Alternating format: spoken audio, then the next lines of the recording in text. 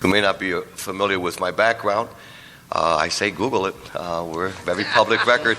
I still think that's pretty cool. I still tell my mother at 90 years old, mira mami, puede verme en la computadora.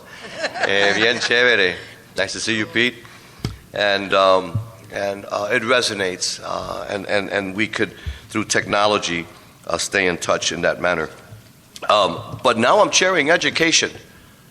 And believe me, as a former DCFS worker and someone who's done 20 years of health fairs in the community, and many of you were part of that, 6,000 people a day, just one day a year in my community. And we have finished with those health fairs, yet someone must pick them up.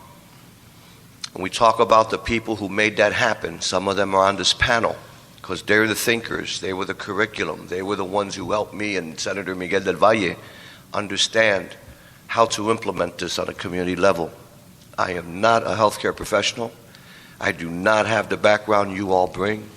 I am a layman, and I'm a public policy maker in your honor and to carry your flag through the General Assembly and anywhere else that you tell me to go. So that's my role. And as moderator, I get to just sit up here and introduce these wonderful personalities.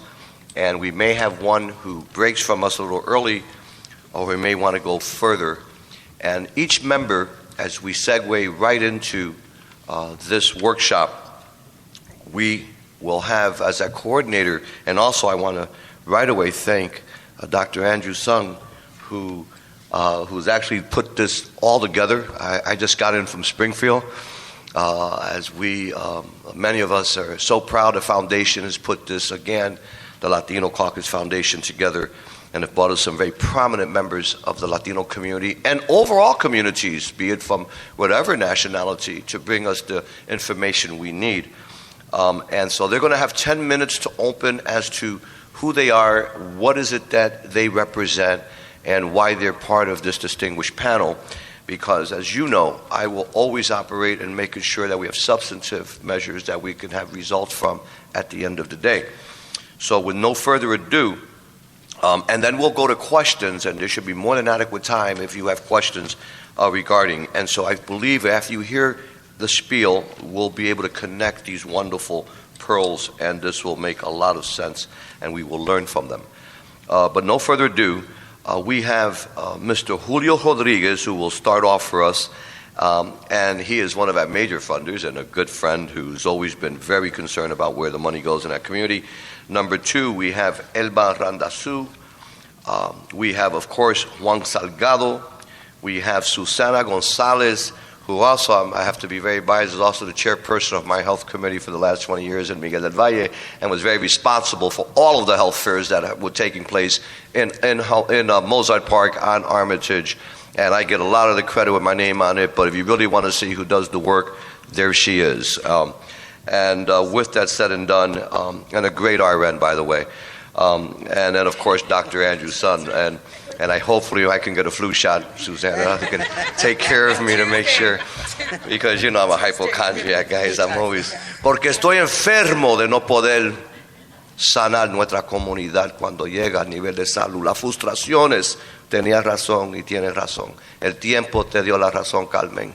En términos de lo que está sucediendo con la salud, en términos de la póliza federal, y cómo es que estamos sufriendo en términos de los precios que nosotros estamos ahora viendo, en términos de las tarifas que tenemos que pagar.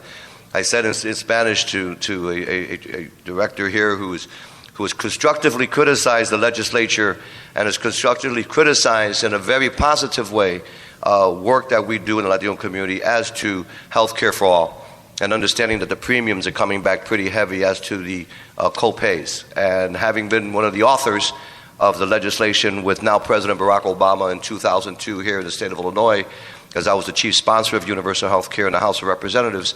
Carmen was one of our allies and advisors, and she has been able to now point out the downsides. And since it's far removed from me now, a few years ago she told me these things would occur, and she is right on money. And today in 2015, I come to say time has given you the correct, and you were absolutely right. And everyone now is scurrying to fix a lot of those problems.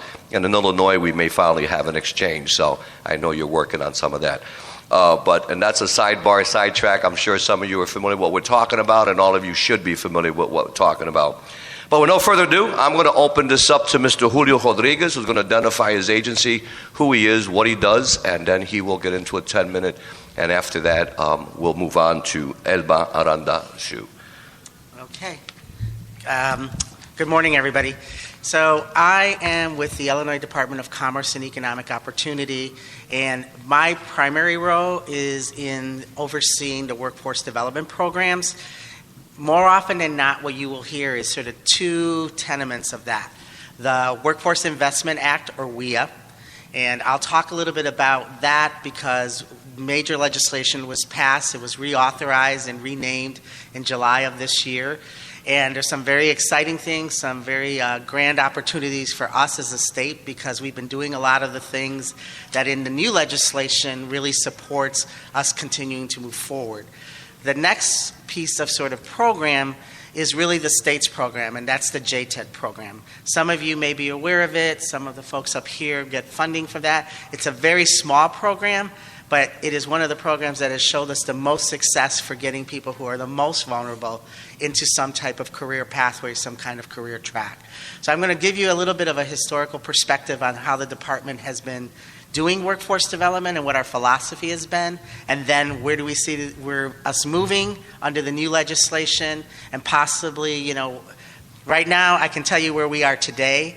Tomorrow is a new day. As many of you know, we have a new administration, so there'll definitely be new opportunities and new directions, but at this point I'm going to give you a sense of where we are today and where we hope to go given the larger sort of landscape. Also, I'll tell you that there'll be some funding opportunities that I want to let you know about. So those of you who are grant writers or executive directors, please take note because there is two opportunities that will be coming up, both for people who are already working and needing to move up in order to increase their skills, and then those folks who are in the WIA or WIA eligible programs and opportunities to fund more programs using those dollars. So first, let me say that, I've been with the department over a decade. This is actually the longest job I've ever had in my life. So I need some career coaching. No. But it's been interesting to me because I started when the field of workforce development was really kind of expanding and really thinking about how do we bring all these various systems together. And we started with an $18 million investment, looking at how do you bring education, workforce, and economic development together to create opportunities for people who were being left behind. And we started what we call the Critical Skills Initiative. And through that initiative, we worked under the 10 economic development plan or areas of the state and really developed programs that really helped to address that issue. In fact, I'm going to give Juan some kudos here because one of the programs that came out of that initiative is Institutos Cajeras de Salud. And that was really a model program that really not only just flourished here, but really became a national model and became a real opportunity for us to talk about how do you combine adult education, workforce development, and think about a pathways to healthcare in a way that people had never thought of before. And I want to just give kudos to Juan because he was really an early pioneer in that. Now, fast forward to today. In July, the President signed a bill called the Workforce Investment Opportunity Act, WIOA. So just put an O in between the I and the A, and you get what the new legislation is. But the key sort of principles of that legislation are development of career pathways, work-based learning, and I also want to give kudos to St. Augustine because they have done a lot of work with us around taking workers who are right now underemployed and underskilled in their current jobs and getting them the types of skills that they need to continue to advance in the jobs that they have now. They've been doing a lot of successful models for us in a number of areas from manufacturing to TDL, and we think there's real opportunities there to continue to expand those. The other really critical piece in the new legislation is the whole idea of work-based learning. And work-based learning is really important because it means moving away from the traditional model of saying people have to come to a university or to a community college to get the kind of training they need to advance.